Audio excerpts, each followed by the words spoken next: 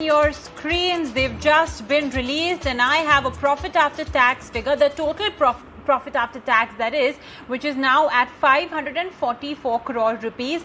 The portion attributable to shareholders is 303 crore rupees. Revenue from operations 21,260 crores versus 29,635 crore rupees. Just waiting for the EBITDA and the margin picture, but in the meanwhile, let me read you through some of the segments. What has the company said about the lockdown, how it's impacted the company's performance. So yes, it is a 28% decline on the top line. There was halt in manufacturing, construction activities. There was non-availability of labor, disruptions to the supply chain ecosystem.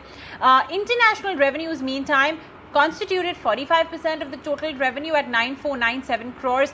They say that there was an increased composition of the non-cyclical IT and TS segment. So that's something that L&T has flagged off. They've also mentioned that the company has bagged orders worth 23,574 crore rupees at the group level during Q1. This indicates a decline of I think 39% on a year-on-year basis. So that's in terms of new orders. More information, they've mentioned, of course, that there's low interest towards fresh investments. There's also deferment of award decisions. Interestingly, though, international orders during the quarter came in just at 38% of the total order inflow. So the domestic new orders definitely did stand out over there. The consolidated order book stood at roughly about 3.05 lakh crore rupees. So that's, of course, about the order book status. But let's break it up a little and see what they have to say for each segment. Infra segment, obviously one of the worst hit. 32% lower in terms of total number of orders secured, but still 11,350 crore rupees over there. The power segment, in fact, did not receive any major order during the quarter, given the significant slowdown in the sector, and that's something that the company has said today. Furthermore, more segments then. We have heavy engineering, which managed to secure a few orders, but it's extremely small, just at 476 crore rupees. Defense, meantime, as well received a few orders, just about 140 crores. Hydrocarbon, 1,220 crores, a decline of 64%. But IT and TS, that's a segment I would like to talk about.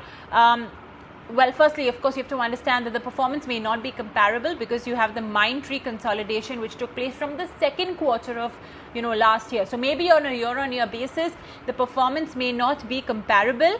But yeah, there we saw customer revenue of 6,028 crore rupees. So there was a growth of 58% because of, like I mentioned, consolidation of Mindtree, but there was also growth in L&T Infotech, which we saw when they delivered their Q1 numbers. Massive growth in international sales, which was, by the way, 93%. And the EBITDA margin for the segment declined to 20.7%. Financial services, meantime, 3,284 crore rupees. So that's roughly about L&T and how it went by. Okay, outlook. This is extremely important.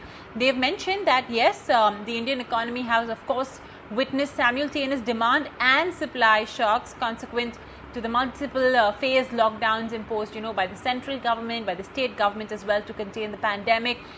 They are, however, pleased with the government's measures to, sort of alleviate the effect of the economic distress. There's because of loan moratoriums, concession period extensions, borrowing programs by, states and central governments, and of course even the Atmanirbhar Bharat Abhiyan, which included structural reforms as well.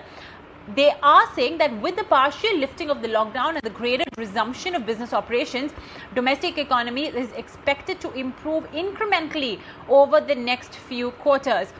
Ordering activity in roads, urban infra, especially healthcare, railways, water distribution and wastewater treatment is expected to pick up in the later part of the fiscal year. So the segments being roads, urban infra, and more particularly in urban infra, healthcare, railways and water distribution.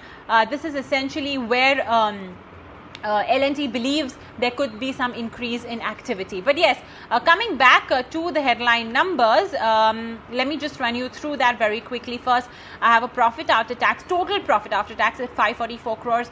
Amount attributable to shareholders at roughly 300 crores, and revenues are at 21,260 crore rupees. Obviously, there is a decline compared to the corresponding quarter. I have with me Saurabh Jain of SMC Global Securities and Arafat Sayed of Reliance Securities. Gentlemen, thank you for joining us today on ET. Now, Arafat, let me go across to you first and get in your initial take on these numbers. How far are they from your expectations? Do they meet your expectations? What's it looking like? See, basically, I guess the numbers is largely in line with expectation. The company, I guess, deliver on the track despite COVID-like disruption and stoppage across the industry and sectors. The company has done a fabulous job by showing a marginal degrowth of 32%. And profit after tax also came in at around 300 crore, which was also largely with the expectation of 400 crore. So I believe the numbers are good, and the company might see some positive impact on the stock tomorrow.